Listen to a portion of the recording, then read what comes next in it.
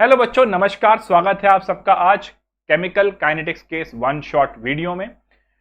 Chemical kinetics जब बात करते हैं केमिस्ट्री में तो कुछ टॉपिक्स जो कि बहुत रेलिवेंट और बहुत इंपॉर्टेंट हैं, आज सिर्फ उन्हीं पे बात करेंगे। कौन से वो सवाल हैं, एनसीईआरटी में से क्या करना है। मुझसे आज ये भी पूछा गया है बच्चों कि अब हम इस समय क्या करें, हम प्रीवियस क्वेश्चंस करें या अब एक महीना बोर्ड कराया गया तो हम उसमें क्या करें, उसके बारे में वीडियो के एंड में मैं आपसे बात करूंगा। तो आइए सबसे पहले विदाउट वेस्टिंग आवर टाइम हम शुरू करते हैं अपना केमिकल काइनेटिक्स का आज का सेशन। तो सबसे पहले बच्चों जानना बहुत जरूरी है, रेट एक्सप्रेशंस क्या होता है। जैसे मैं आपको आज बता रहा हूं, आप उसको इस तरह करेंगे तो चैप्टर के अंदर क्लैरिटी बहुत रहेगी और उन्हीं सवालों को अगर जोड़ देके करोगे, अच्छा प्रैक्टिस करोगे तो मजा आ जाएगा। देखिए भाई, रेट एक्सप्रेशन क्या होता है। मान लीजिए एक रिएक्शन है A plus B goes to C plus D. ठीक है जी, कोई दिक्कत तो नहीं। Chemical kinetics rate of reaction की बात करेगी। इतनी बात तो आप मेरे जेई वाले सेशन में भी देख चुके हो, बट यहां पर हम बिल्कुल शॉर्ट में बात कर रहे हैं। भाई जिस रफ्तार से रिएक्टेंट टूटेंगे और जिस रफ्तार से प्रोडक्ट बनेंगे वही रेट ऑफ रिएक्शन है। तो यानी change in concentration of reactant A, और रिएक्टेंट ए की बात कर रहे हो तो एक बात तो पूरी तरह से आपको ये पता है कि भाई रिएक्टेंट ए अगर कह रहा हूं तो रिएक्टेंट है, इसका मतलब रेट ऑफ डिकम्पोजिशन की बात है। ये बराबर होगी rate of decomposition of B, ये बराबर होगी rate of formation of C, और ये बराबर होगी rate of formation of D. यानी rate of decomposition of reactant बराबर होंगे rate of formation of product के। और ये रिलेशन आप अगर देखते हो तो इक्विवेलेंट के हिसाब से या आप कह सकते हो पर मोल के हिसाब से आपको देखना है, स्टैंडर्ड वैल्यू है। ठीक है जी, रेट एक्सप्रेशन समझ में आ गया ध्यान से। एक अब इसके बाद जरूरी है समझना रेट लॉ।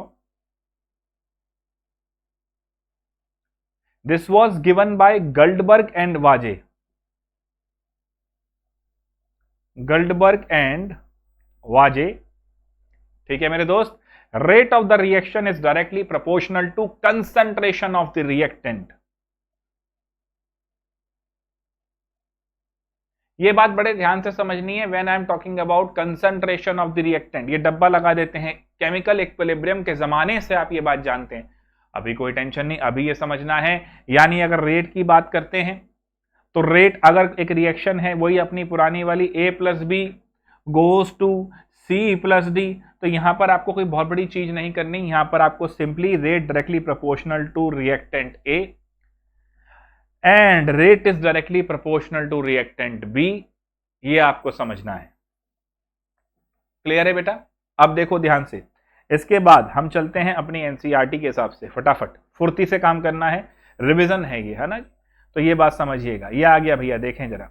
अब देखिए, एक होती है इंस्टेंटेनियस रेट और एक होती है एवरेज रेट। ओवरऑल रिएक्शन के ऊपर बात कर रहे हो, यानी इनिशियल और फाइनल आप कंसंट्रेशन आप देख रहे हो, उसका डिफरेंस देख रहे हो और टोटल टाइम देख रहे हो, वो एवरेज है। At a particular instant of time देख रहे हो, वो इंस्टेंटेनियस है। एवरेज ऑब्वियसली बात है कम होती जाएगी। क्यों? अरे भैया एवरेज अगर हम बात करें तो रिएक्शन रेट कम क्यों हो रही है, कंसंट्रेशन ऑफ रिएक्टेंट कम हो रही है ना भाई, बस। तो ये ध्यान रख के चलो, कोई जरा टेंशन इसमें नहीं है at this point of time, जरा सोचना भी नहीं है। इंस्टेंटेनियस रेट आपको पता लग गई। अब आ जाओ मेन बात पे। ठीक है जी, factors influencing rate of a reaction.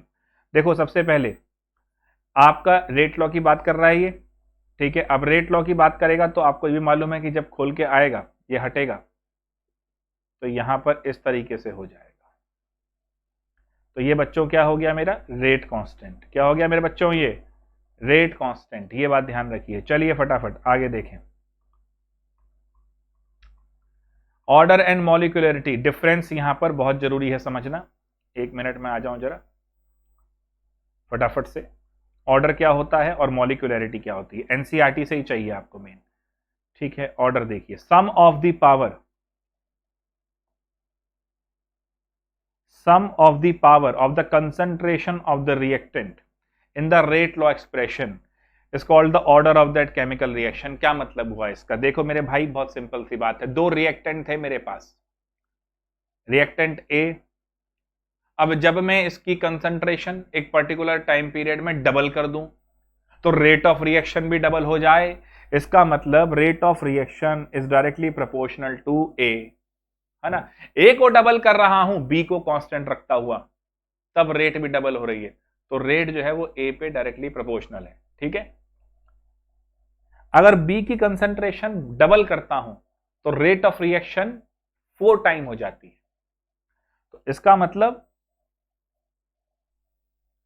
तो ऑर्डर ऑफ द रिएक्शन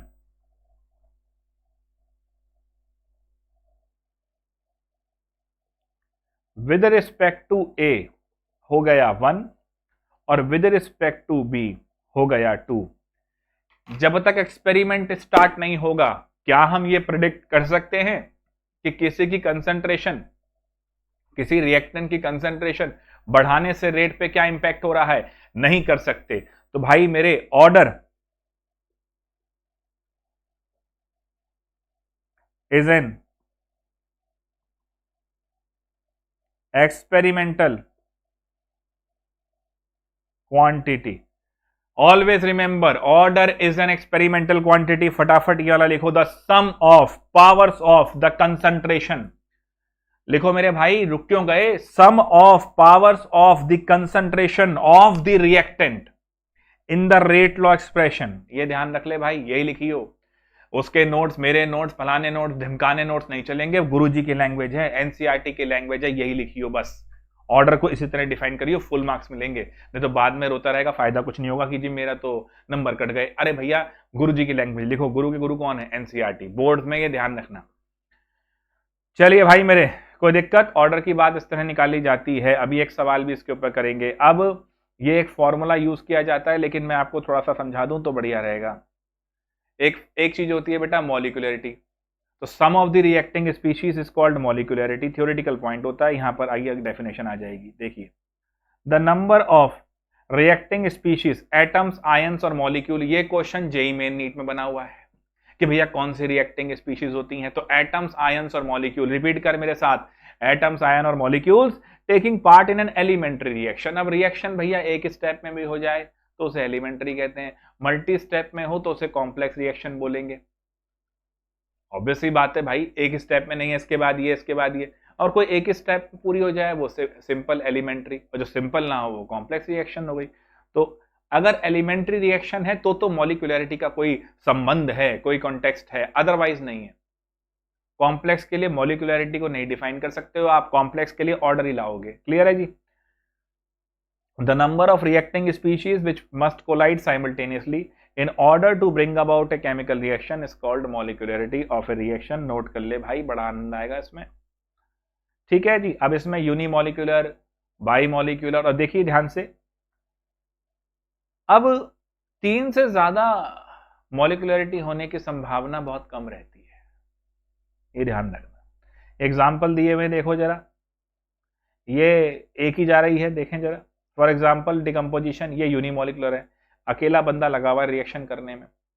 अब यहाँ देखिए अब ये देखिए बायमोलिकुलर, यहाँ पर 2 स्पीशीज हो गई जो टकरा के आ रही हैं जी। यहाँ देखिए ये ट्राई हो गए, ट्राई से ज्यादा होने का कम है। मोल गिन लियो भाई, 2 और 1, ठीक है ना, कोई दिक्कत तो नहीं। क्लियर है भाई?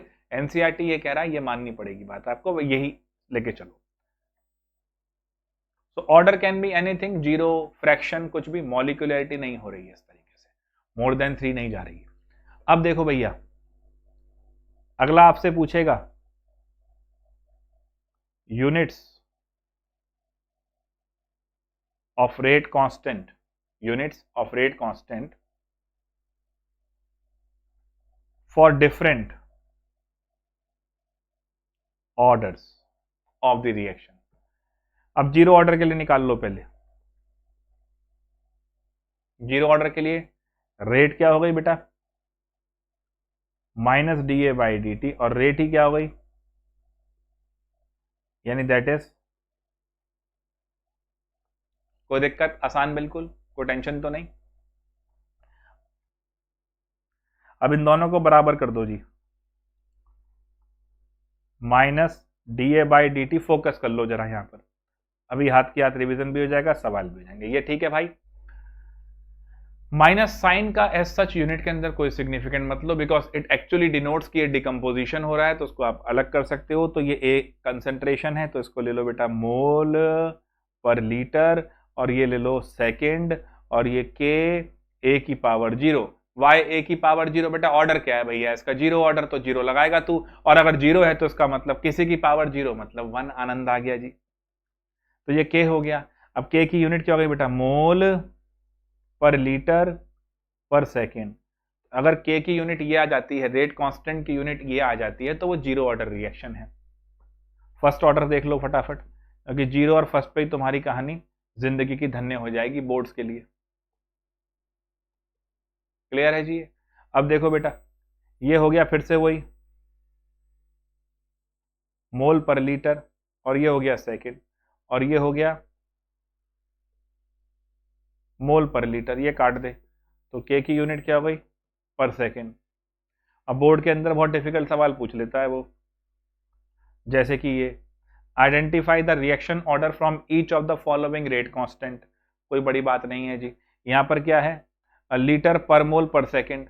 अब जरा निकालियो फटाफट, आनंद आएगा।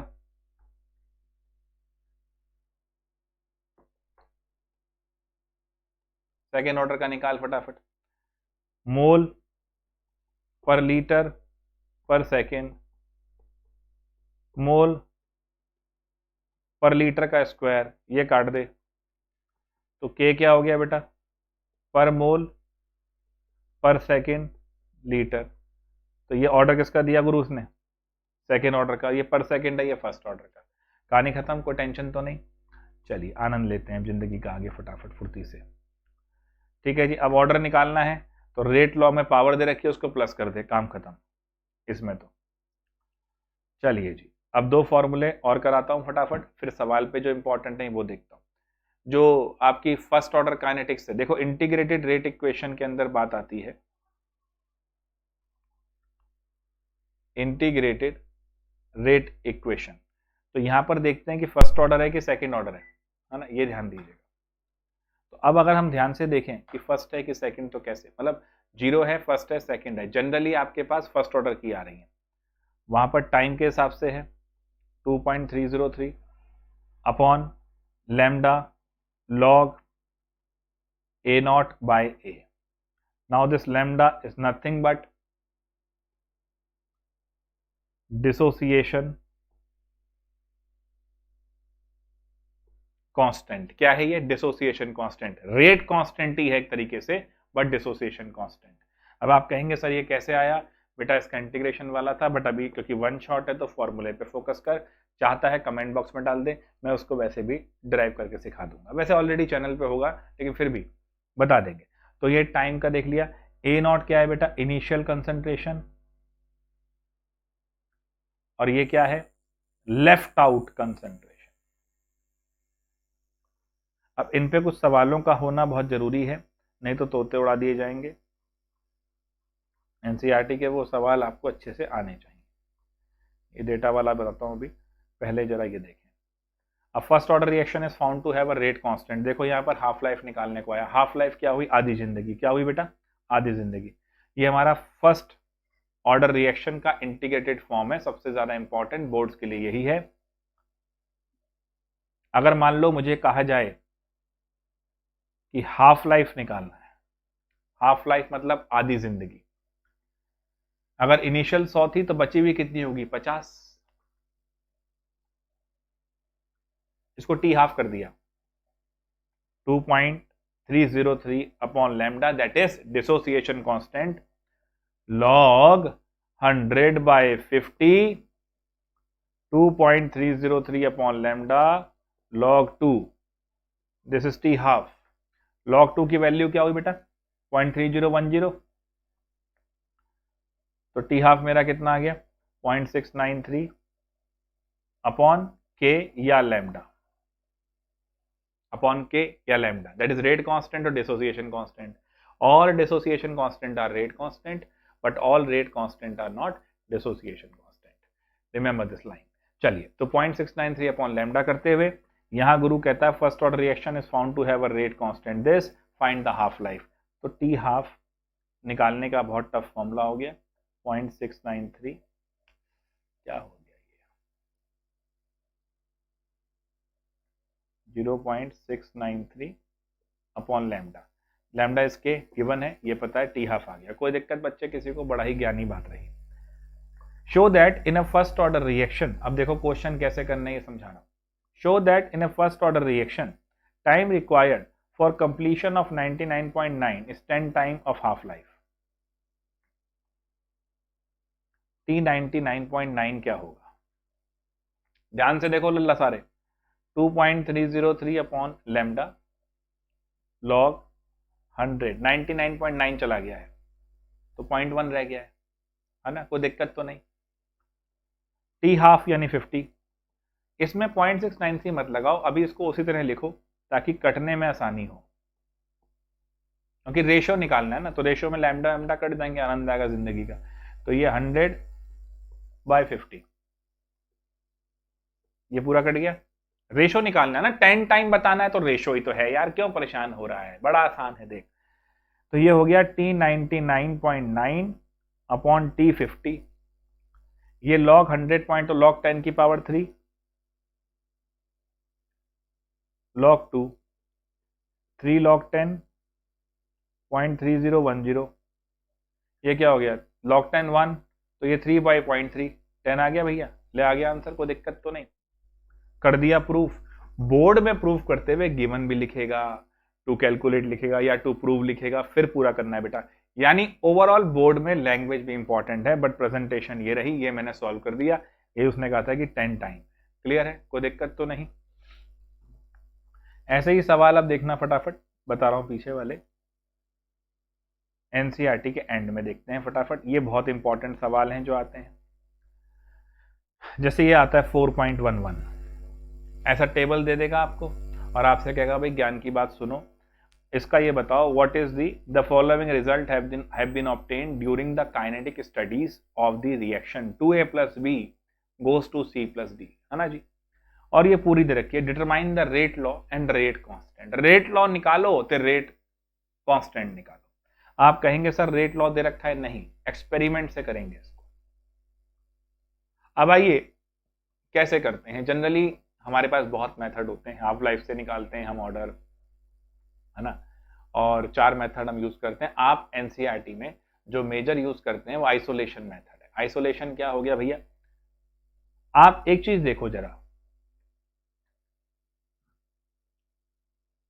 ये वैल्यू एक का रखो कांस्टेंट, पहले एक को रखो कांस्टेंट, दूसरे का इंपैक्ट देखो, एक का रखो कांस्टेंट, दूसरे का इंपैक्ट देखो। अरे यार क्या मजाक है,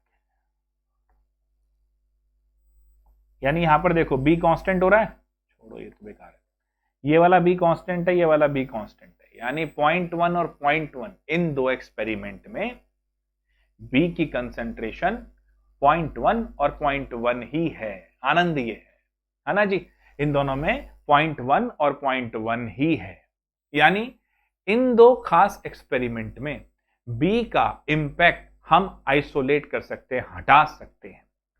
अब इनमें ए भैया 0.1 से 0.4 हो गए, आनंद आ गया भैया, ए भैया क्या हो गए 0.1 से 0.4, यानी 4 टाइम हो गए। एक बार सुन मेरे बच्चे फिर से,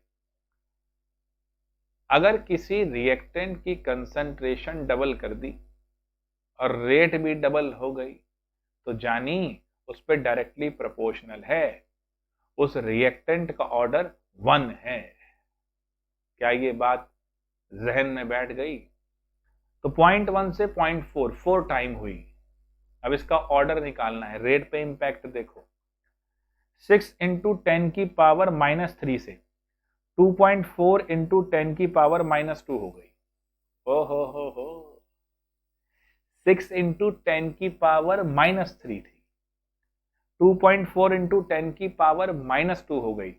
इसको 24 × 10 की पावर -3 लिख सकते हैं, हाँ या ना?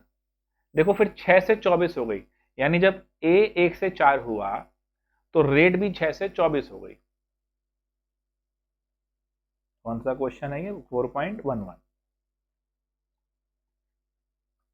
तो जब कंसंट्रेशन 0.1 से 0.4 हुई तो रेट भी 6 × 10 की पावर -3 से 24 × 10 की पावर -3 हो गई। तो यानी rate is directly proportional on A, यानी ऑर्डर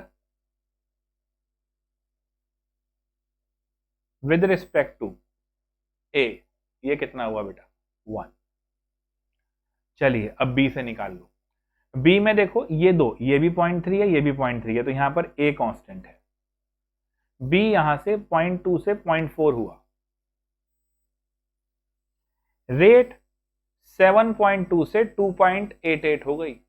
10 की पावर अगर इसको -2 करूं तो ये 28.8 है। यानी जब कंसंट्रेशन बी की डबल करी तो रेट 4 टाइम चली गई। भाई 7.2 से 28.8 हो गई ना। अच्छा जी, इसकी 1 से 4 कर रहे थे तो रेट ऑफ रिएक्शन भी 4 टाइम हो रही थी, 6 चौक 24। इसकी 2 से 4 करी, डबल करी तो रेट हो गई 4 टाइम, डबल करी रेट हो गई 4 टाइम। तो विद रिस्पेक्ट टू बी क्या हो गया बेटा 2, तो रेट क्या हो गई ए पे 1 बी पे 2, ये हो गया रेट लो। के निकाल ले अब इसका, देख रहे हो। और चालाक आदमी ने रेट लॉ के लिए बिल्कुल उल्टा दिया था। इस तरह निकालते हैं। अब करना क्या है बेटा, कुछ नहीं, कोई खास तोप नहीं। ये किसी भी एक्सपेरिमेंट को पकड़ो, ए की कंसंट्रेशन डालो, बी की कंसंट्रेशन डालो, ये डालो, लेकिन डालना इस फॉर्मूले में के आ जाएगा। सादा जीवन उच्च विचार, कोई दिक्कत तो नहीं, बहुत आसान। चलिए जी, ऐसे ही नीचे वाला है, इसमें कॉलम खाली छोड़ रखे हैं, तो बस फिर तो इसने दे रखा है reaction between A and B is first order with A and zero order with B, तो rate is directly proportional to A, R is equal to K. निकाल ले तो बहुत सिंपल हो गया। हाफ लाइफ निकालनी है, सबके में दे रखा है। लेकिन जो सवाल आते हैं वो 4.16 से 4.19 के बीच में बहुत इंपॉर्टेंट है। ऐसे सवाल बहुत पूछे जाते हैं। पहला है 4.16, the rate constant for a first order reaction is 60 per second, how much time will it take to reduce the initial concentration to is 1/16th value। Board में एक चीज ध्यान रखियो बेटा, सबसे जरूरी है गिवन लिखना। एक बार मैं इस न्यूमेरिकल का लिख के दे देता हूं, बाकी आप खुद लिख लेना। गिवन है मेरे पास क्या क्या, रेट कांस्टेंट गिवन है, यानी के गिवन है एक तरीके से 60 पर सेकेंड। देख भाई साथ साथ करता रहे, ये मत सोचियो कि गुरुजी जो आएंगे टेबल बना के भी मेरे लिए यही लाएंगे, मैं तो बहुत बड़ा बादशाह हूं, मेरे लिए तो सब कुछ गुरुजी कर देंगे। बढ़ गया फिर तो पेपर ही मेरे से करा ले फिर, है ना। तो ध्यान से जो बता रहा हूं ये सवाल करने हैं। ये अभी जो ऑर्डर वाला बताया आइसोलेशन मेथड से 4.16 से 4.19 और लास्ट के 3 इस चैप्टर के, जो अरहीनियस वाला जो कॉन्सेप्ट है उस पर डिपेंडेंट है, यही करना है। काइनेटिक्स में बादशाह बन जाएगा, टेंशन नहीं है। ठीक है जी, अभी 9:30 बजे लेक्चर आ रहा है। चलिए तो अब जरा ध्यान से देखो इसको। तो रेट कांस्टेंट दे रखा है, how much time will it take to calculate, time निकालना है भैया। कंसंट्रेशन कहां से कहां जाएगी, ए नॉट अगर x है तो a 1/16x है, यही है ना जी। फिर लिख दियो यहां पर ब्लॉक बना के सुंदर सुंदर formula use, t is equal to 2.303 upon lambda log a naught by a। बस अब वैल्यू रख दे 2.303 upon 60 log x upon 1/16x, x से x कट गया, 2.303 अपॉन 60 लॉग 16 हो गया। सर लॉग 16 कैसे निकालेंगे, बहुत ही तूफानी बात है बेटा। भाई लॉग 2 की वैल्यू याद रखो, 2 की पावर 4 कर लो। देखो लॉग 2, 3, 5, 7, 9, 10 की तो पता ही है एक होती है, इनकी वैल्यू याद रखो, बाकी सब हम बना लेते हैं आनंद से।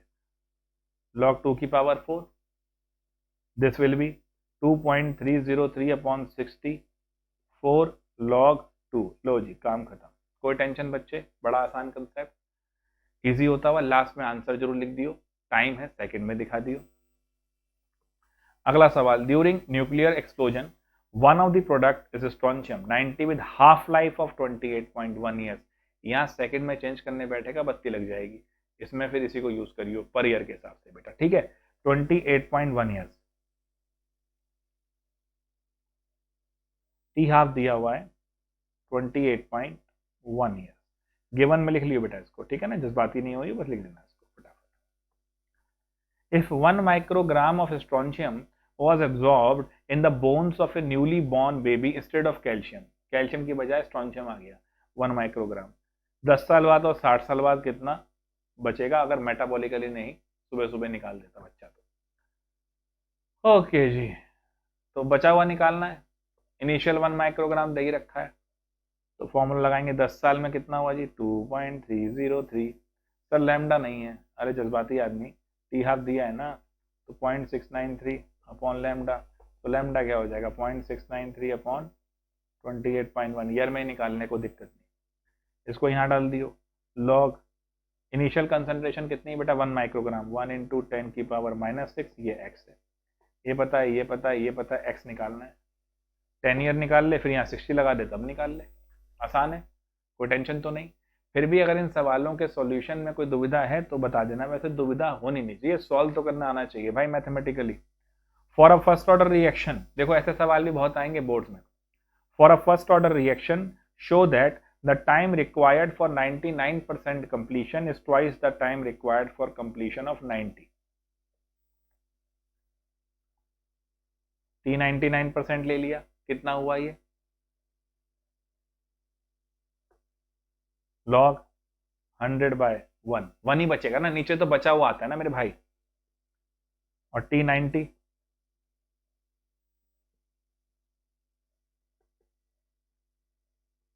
100/10। कोई परेशानी बालक, 10 बचाना उसमें, डिवाइड करो, काटो। अब ये तो log 10 1 रह गया, ये तो ये log 10 की 2 तो 2 हो जाएगा।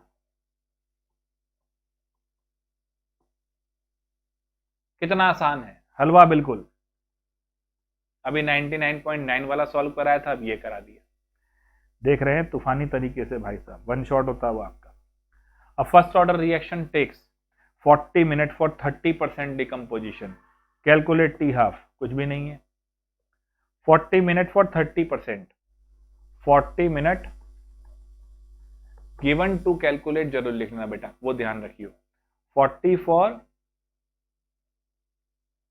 यहां से लैम्डा निकालेंगे, 30% डिकम्पोजिशन, ये लो भैया, बचा हुआ कितना होगा, फिर 70 लिख दिया मैंने नीचे। लैम्डा निकालो, और लैम्डा निकाल के टी हाफ निकालो, टी हाफ क्या होता है, क्लियर है, ऐसा सवाल आसानी से हो जाएगा। फाइनली अब एक फॉर्मूला देखिए अरेनियस वाले ग्राफ से, log k2/k1 EA upon 2.303 R 1/T1 upon 1/T2 minus करके। ये फॉर्मूला बहुत ज़्यादा यूज होता है, अरेनियस का है, एनसीईआरटी में ऊपर भी दे रखा है, और लास्ट के 3 सवाल इसी पे बेस्ड हैं, मैंने ऑलरेडी भी इसको समझाया हुआ है। वो एक्टिवेशन एनर्जी को कैटलिस्ट किस तरह इम्पैक्ट करेगा, ठीक है ना, endothermic reaction, exothermic reaction, delta H कैसे निकलेगा, परंतु जो सवालात आते हैं इसमें वो बेसिकली यही 3 हैं। सबसे ज़्यादा ये बहुत पूछा गया है, ये भी बहुत आया है। और जैसे ये the rate of a chemical reaction quadruple, rate जो है वो 4 टाइम हो जाती है when the temperature changes for 293 से 313, है ना जी।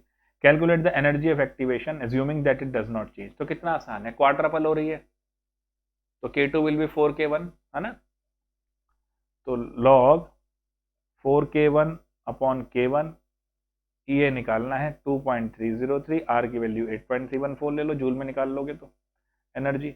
और क्या क्या ज्ञान है बेटा इसमें, 313 293,